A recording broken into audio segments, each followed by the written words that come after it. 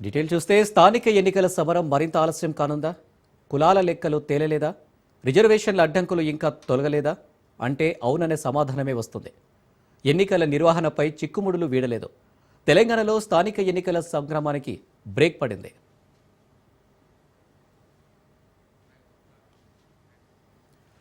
తెలంగాణలో మరోసారి కులగణన సర్వే నిర్వహించాలని ప్రభుత్వం నిర్ణయించింది. ఈ నెల 16 నుంచి 28 వరకు రీసర్వే చేయనున్నట్లు భట్టి విక్రమార్క తెలిపారు. 3.1% మంది సర్వేలో పాల్గొనలేదని, సర్వేలో పాల్గొనని వాళ్ల కోసం రీసర్వే చేస్తున్నట్టు వెల్లడించారు. గతంలో సర్వేలో పాల్గొనని వాళ్లు మళ్లీ సర్వే చేయాలని కోరుతున్నారన్నారు. కొందరు ఉద్దేశపూర్వకంగానే వివరాలు చెప్పలేదన్న భట్టి ఇప్పటికైనా సర్వేలో కేటీఆర్ పాల్గొనాలన్నారు. కులగణన తప్పుల తడకని ప్రతిపక్షాలు మొదటి నుంచి మొత్తుకుంటూనే ఉన్నాయి. అయితే నిష్పక్షపాతంగా సర్వే జరిగినట్లు ప్రభుత్వం చెబుతూ వస్తుంది. దీనిపై అసెంబ్లీలోనూ సీఎం రేవంత్ ప్రకటన చేశారు. అయితే కొంతమంది సర్వేలో పాల్గొనలేదని, ఇప్పుడు మళ్లీ రీసర్వే చేయాలని ప్రభుత్వం చెబుతుంది. దీంతో తెలంగాణలో స్థానిక ఎన్నికలు మరింత ఆలస్యమయ్యే కనిపిస్తుంది. స్థానిక ఎన్నికల్లో రిజర్వేషన్ల అంశం చిక్కుముడిగా మారింది. రిజర్వేషన్లు ఎట్టి పరిస్థితుల్లోనూ 50% దాటుతుందని గతంలో తీర్పిచ్చింది. రిజర్వేషన్లు పెంచుతూ బీహార్, రాజస్థాన్ లాంటి రాష్ట్రాలు చేసిన చట్టాలను రద్దు చేసింది. దీంతో కాంగ్రెస్ పార్టీ ఆచితూచి అడుగులు వేస్తుంది.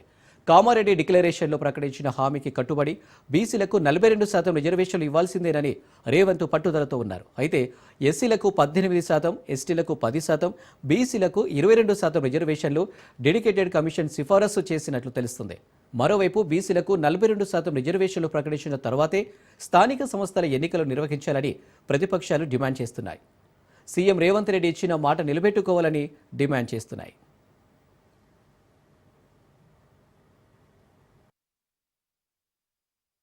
దేశ చరిత్రలో ఇంతవరకు ఎక్కడా జరగనట్టుగా మొట్టమొదటిసారి తెలంగాణ రాష్ట్రంలో చేసి ఈ లెక్కల్ని శాసనసభలో ప్రవేశపెట్టడం జరిగింది. రాష్ట్రంలో percentage of house holds not surveyed 3.1% అని చాలా స్పష్టంగా లెక్కలతో సహా చెప్పారు. కొద్దిమంది ఉద్దేశపూర్వకంగా లెక్కలు ఇవ్వటానికి ముందుకు రాలేదు. 3.1% మిగిలిపోయారు. కేసీఆర్ గారు లాంటి వాళ్ళు, కేటీఆర్ గారు లాంటి వాళ్ళు, పల్లా రాజేశ్వర రెడ్డి గారు లాంటి వాళ్ళు కొద్దిమంది ఉద్దేశపూర్వకంగానే ఈ సర్వేకి సహకరించకుండా దూరం ఉన్నారు. ఆ మిగిలిపోయినటువంటి 3.1% వారి కోసం రాష్ట్ర ప్రభుత్వం మరొకసారి ఎన్యూమరేషన్ చేపించుకోవడానికి ఈ లెఫ్ట్ ఓవర్ ఫ్యామిలీస్ కి ఫిబ్రవరి 16వ తారీఖు నుంచి 28వ తారీఖు వరకు ఒక అవకాశం ఇవ్వాలని చెప్పి నిర్ణయం చేసింది.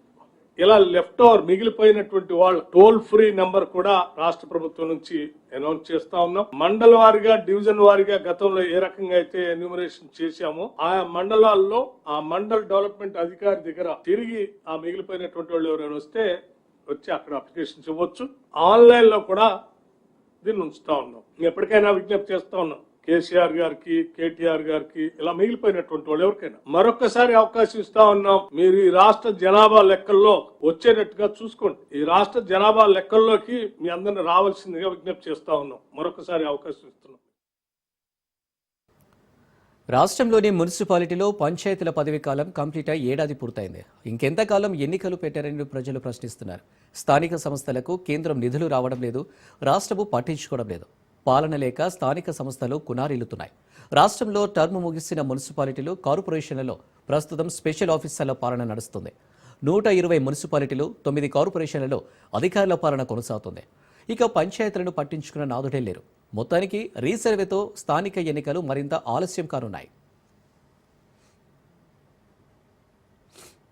16 నుంచి 20వ తారీఖు వరకు పూర్తి చేసి మార్చి మొదటి వారంలో ఈ ప్రభుత్వం దీన్ని అమలు చేయాలనేటువంటి దృఢ నిశ్చయంతో కూడా ఉంది. ఈ మొత్తం లెక్కల్ని కేబినెట్ లో మొదటి వారంలో ఉంచి శాసనసభలో బీసీలకి, ఓబీసీలకి 42% రిజర్వేషన్ ఇవ్వటం కోసం, పొలిటికల్, ఎడ్యుకేషన్, ఎంప్లాయ్మెంట్ 42% రిజర్వేషన్ ఇవ్వటం కోసం మార్చి మొదటి వారంలో కేబినెట్ లో తీర్మానం చేసి శాసనసభలో బిల్లు పెట్టి బిల్లుని పాస్ చేసి కొన్ని దశాబ్దాలుగా ఈ రాష్ట్రంలో ఎదురు చూస్తున్నటువంటి బలహీన వర్గాలకి చట్టరూపంగా చట్టబద్ధతను కల్పించడం కోసం నిర్ణయం తీసుకోవడం జరిగిందని, ఈ పాస్ చేసినటువంటి బిల్లుని కేంద్ర ప్రభుత్వానికి పంపిస్తాం. పార్లమెంట్ లో కూడా దీని బిల్లుకు సంబంధించి కేంద్ర ప్రభుత్వం మీద ఒత్తిడి తీసుకొని వచ్చి బిల్లుని పార్లమెంట్ లో కూడా ప్రవేశపెట్టి దీని మీద ఆమోదం పొందడం కోసం మేము చేయాల్సిన ప్రయత్నం అంతా చేస్తాం. ఈ ప్రభుత్వం నుంచి ఒక ప్రతినిధి బృందంగా ప్రధానమంత్రిని కలుస్తాం,